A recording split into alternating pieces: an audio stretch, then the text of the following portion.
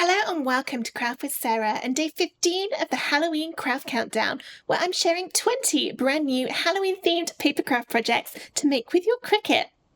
Today we're doing another layered cardstock design. We had one yesterday and another one today, but whereas yesterday's was quite bright and cheerful and had a bit more of a contemporary and cute vibe, today we're back to super spooky and gothic, and definitely one that's a little bit more intricate to cut out.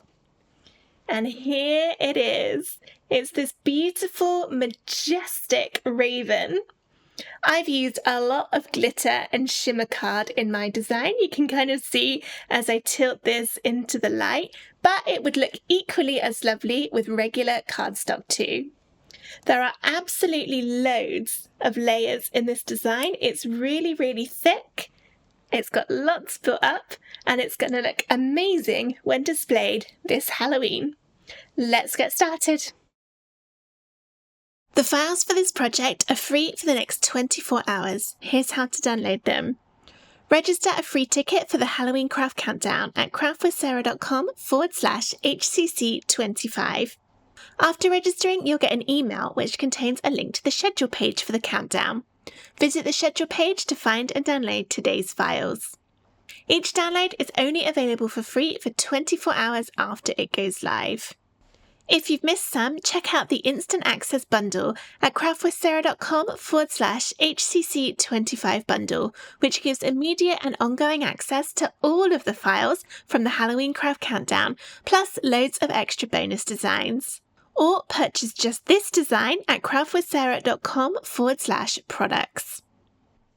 To find the designs from this countdown, click into the Occasions filter and choose Halloween. The designs will appear here each day once they become available to buy. The download comes in a zip folder. You need to unzip this before uploading the SVG files into Cricut Design Space. Once you've downloaded and unzipped the folder, it's time to get the SVG file into Cricut Design Space. Open up Design Space and start a new project, then click Upload over on the left, and then Upload Image. You can then either click Browse to find the file on your computer, or drag and drop it in.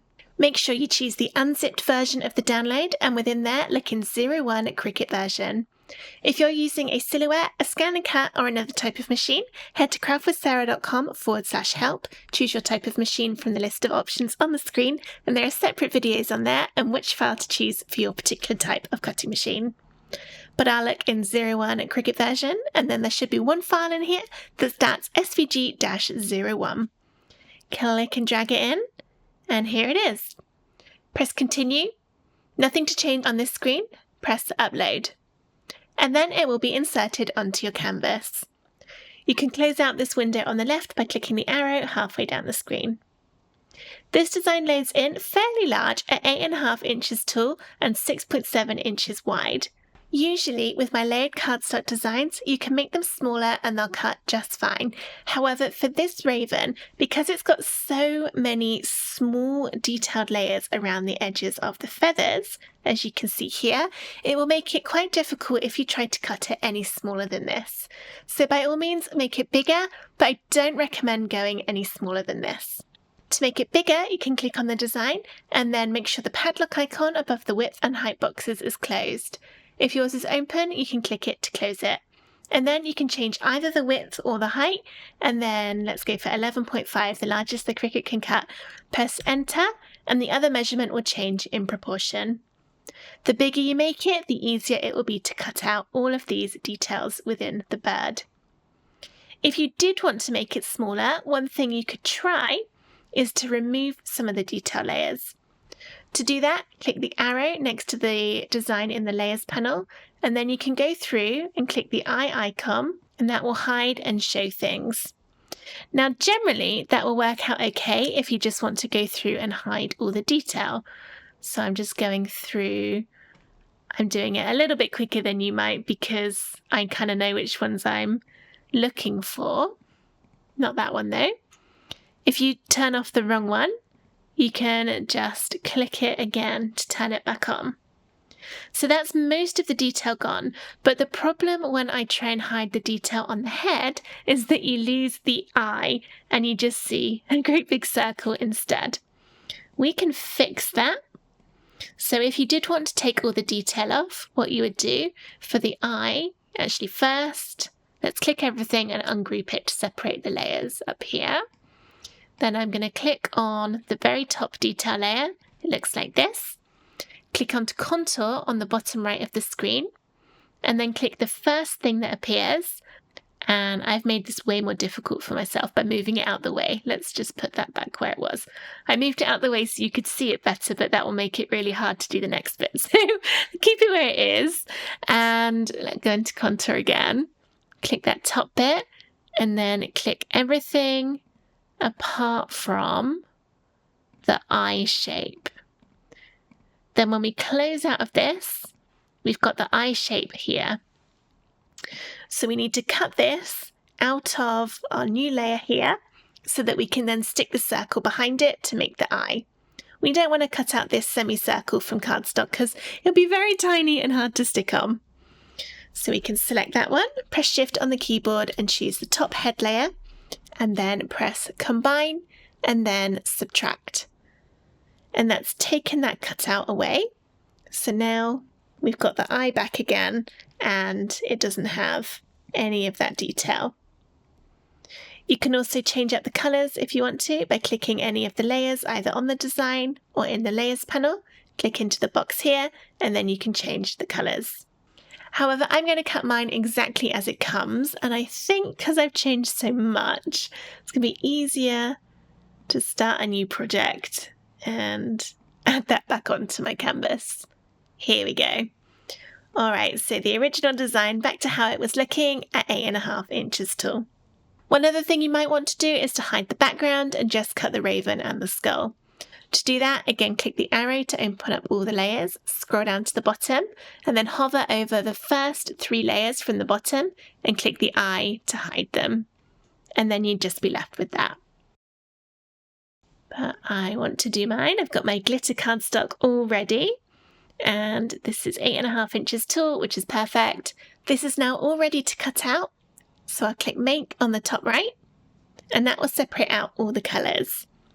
You can change the paper size in the drop down here, and then you can click and drag to move things about to take up less space on your cardstock. Make sure when you're doing that nothing overlaps. For example, like that, I've got the bit for the teeth overlapping the tail of the raven. If anything overlaps, it won't cut out properly. So I want to make sure I've got lots of gap in there. You'll need to change the paper size for each colour individually.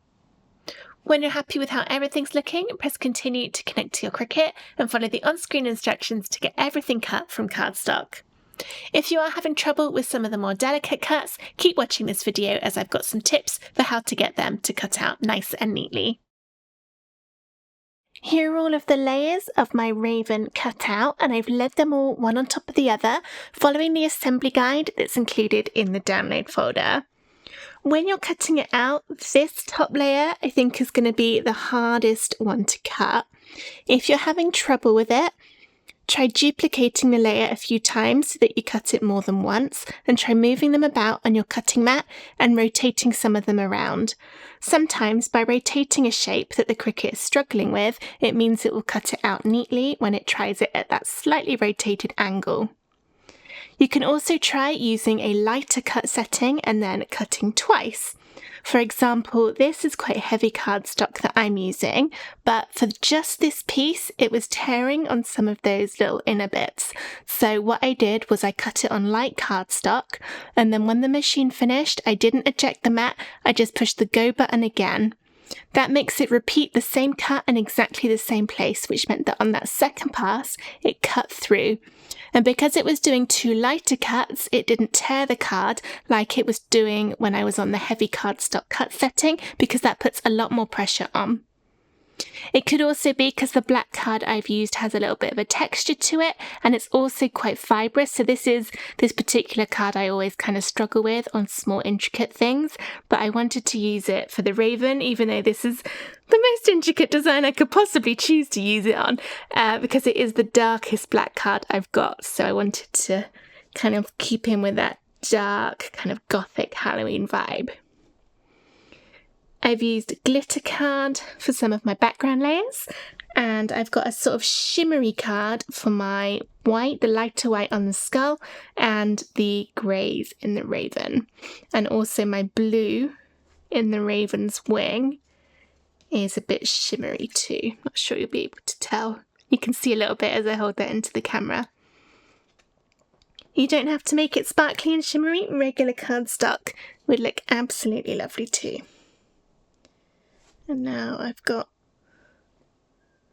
myself all confused. I shouldn't have moved it. Oh, it's because that was in the wrong place. There. We'll be putting this together with a combination of glue and foam squares. The glue I'm using is Barely Art glue, but I also like Halal. The reason I like these two glues is they don't bend or wrinkle the card like some glues can do. For foam squares, I'm using these ones from Dot & Dab. They're 2mm thick, 5x5mm in size. But again, any will do. You can use any kind of size. If yours are big, then you may need to cut them smaller with some scissors to get it to fit. For this design, as there are so many pieces in it, I think 2mm is a good thickness for the foam squares. I think if you tried to use any that were thicker, it might end up just being a little bit too thick when it was all finished.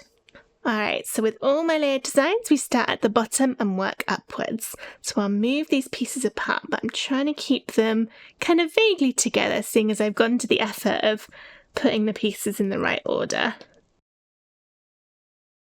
There's so many bits in this one. It actually had more. There were about 5 other layers in that I took out before I got it cut out, because I thought it was just a bit too many. Alright, so now we're at the very bottom two, which is the black at the very bottom and then the orange on top. And this is super shiny and sparkly. Turn it upside down and add glue on the back.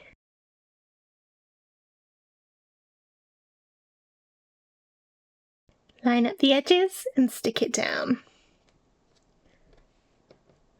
Trying to make sure your edges are lined up perfectly along all those sides.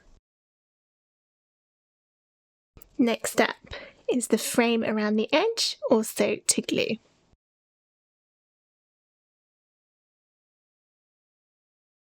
Stick this one on top too.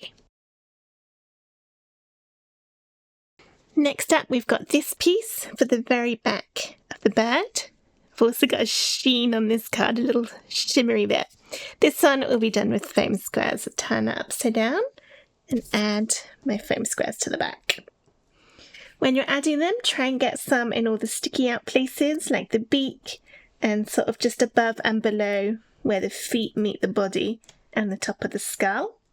And also tuck it down inside the tail. Then go around the edge, but you also want to put a good amount in the middle of your cardstock too. The reason for that is if there was nothing in the middle of these big areas of card, you'll find that the card might dip downwards under the weight of itself, especially with all the other layers when they're stuck on top, and that means you won't get a level 3D appearance. By putting a few foam squares in the middle, it means everything stays nice and level, perfectly flat, and perfectly 3D.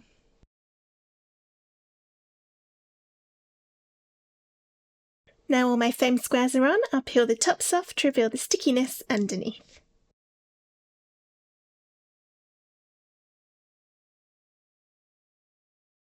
The tops of my foam squares are now all off, they're nice and sticky, so I can line this up.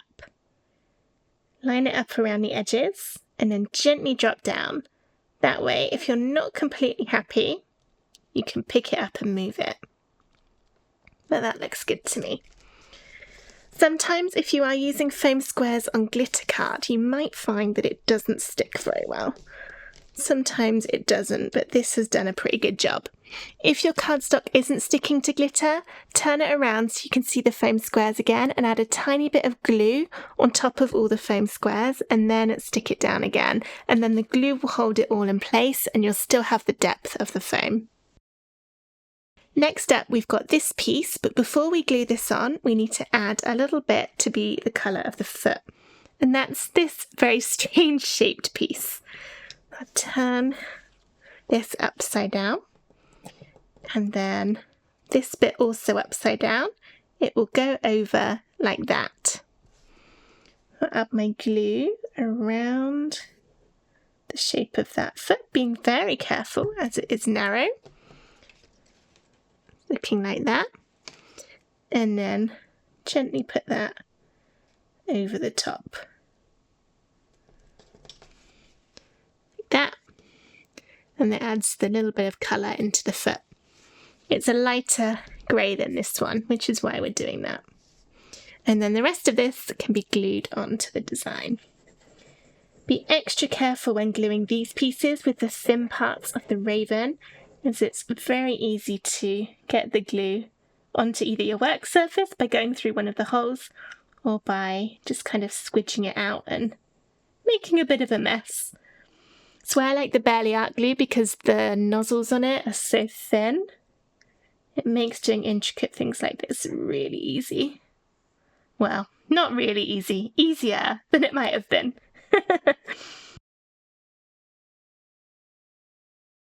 Okay, that's all my glue on.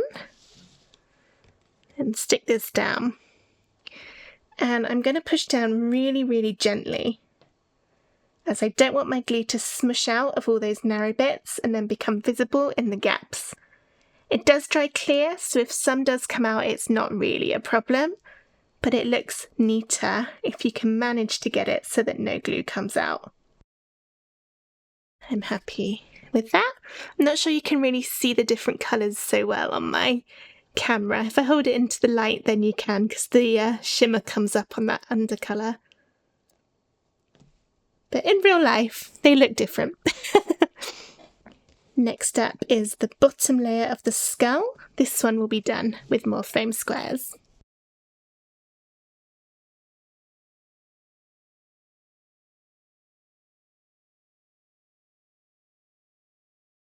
My foam squares are now nice and sticky. Once again, line this up, gently drop down, and then push down when you're happy. Now we're going to do another bit of gluing to the back. Take the bottom layer of the skull, then turn it upside down. Then you've got this piece. This will be glued around, if I can get it the right way, around the back there to fill in the teeth. To show you, there's my glue. And then line this up on top. Like that. It's hard to see, white on white with white underneath. You can just about see it there. And then that's filled in those teeth details. There'll be a little cutout here that's not filled in. Oops, I moved it, which is intentional. That'll show the grey through instead. Okay, now glue the rest.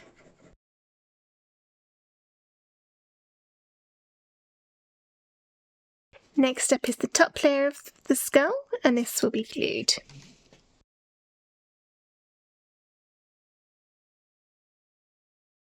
It's already getting a lot of depth to it. I've not even started on the bulk of the raven yet. Time for the raven. First up, we've got this piece, and this will be glued on top. We're making up the front of his feet at the minute.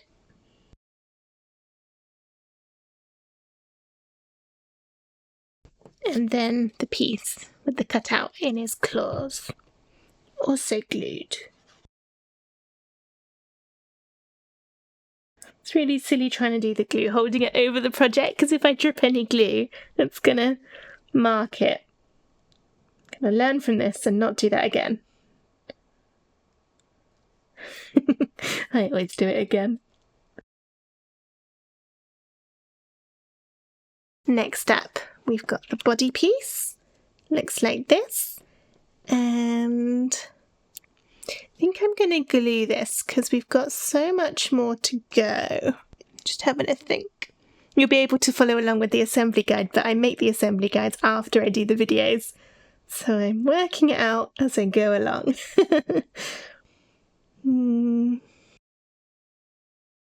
No, I'm going to use foam squares so it brings it out from the leg. That was a tough decision.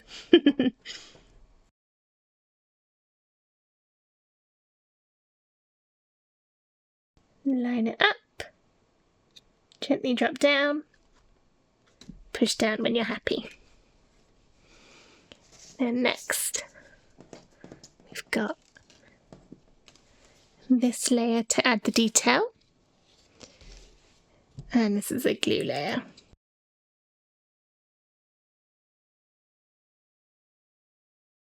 Next up is this bluey piece to glue. And then the detail piece for around his neck, also to glue.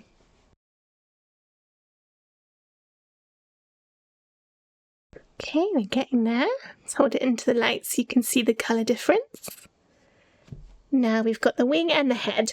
It doesn't matter which order you do this in, as we're now sort of building them up separately. I'll do the wing next, starting with this bit to glue on. Then this piece also to glue. Managed to get a bit of foam square stuck to that, not quite sure how I managed that. Just checking I got it the right way around. Go very quiet when I'm doing this because I'm concentrating.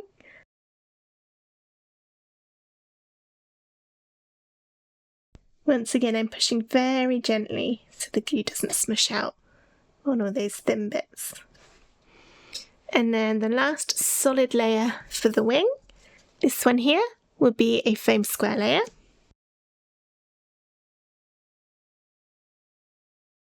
And then the detail layer will be glued.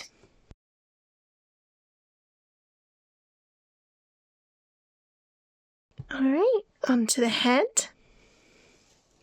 We'll use foam squares for the very bottom bit.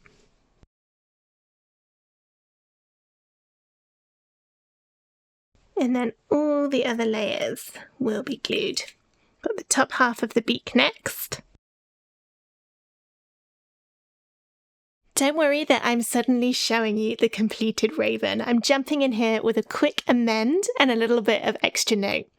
You're about to see me put together the last two layers of the head of the raven. When I did it, when I was making this one, I stuck the little bit of orange to make up his eye to the back of the solid grey layer, or blue layer. What is it? Blue layer. And then continued to stick the one on top. And that meant that as the orange was quite far down, it was hard to see. So what I've done for the file you've got is, instead of gluing the eye to the back of the blue bit, you'll be gluing it to the back of the detailed bit instead. So don't worry that you're about to see something that doesn't match up with the pieces that you have. You've got the correct one. It's just I didn't really kind of think about how putting that one layer down would impact on how visible it was when I was coming up with the design and getting it all cut out. And I wanted to just do that little tweak so it's a little bit better for when you get it. So yeah, right, let's carry on with those last couple of layers. Then if there's a tiny little orange circle, and this will be stuck to the back of this piece to cover the eye. Turn it over. Put it down, hopefully you can see. Add a tiny bit of glue around the edge of the eye, like that. Turn your orange bit upside down. Put that over the hole. And then add your glue. Not sure why that's not sticking there.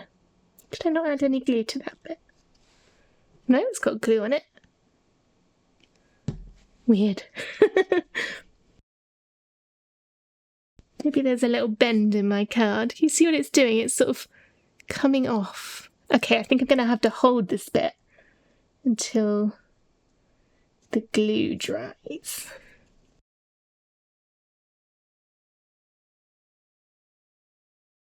I think that's stayed where it's supposed to go now. Then the last bit, the trickiest bit to cut, is this one. It's also the trickiest bit to glue because all of it is thin. I got to try and pick it up.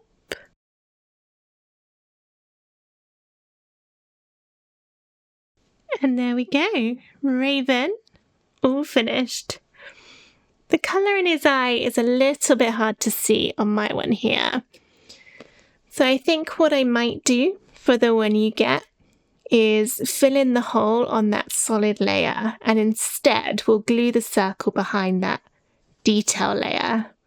Then it'll be a little bit further up and I think it will show a bit better. So yours will be a little bit different to mine when you get to the head. Everything else exactly the same. And that's our spooky Gothic Halloween Raven finished. I just had a play with moving those layers around because my glue wasn't quite dry. So I've put the circle in the eye now behind that detail layer instead of the one underneath. I'm not sure if it still shows up very well on video, but in real life, that's showing up a lot better now. You can really see the glint in his eye. I think you can see it on camera. It's always hard to tell. But there we go. So yeah, I definitely prefer how that looks. It's much more impactful. So I'll make that change to the design before you get it. I hope that you enjoyed this video on how to make a layered Raven Papercraft project with your Cricut for Halloween. If you did, please give the video a thumbs up, and I hope to see you again tomorrow for day 16 of the Halloween Craft Countdown. Don't forget to subscribe to my channel to make sure you don't miss out on any of the other paper crafts that's still to come. Thank you so much for watching. Bye!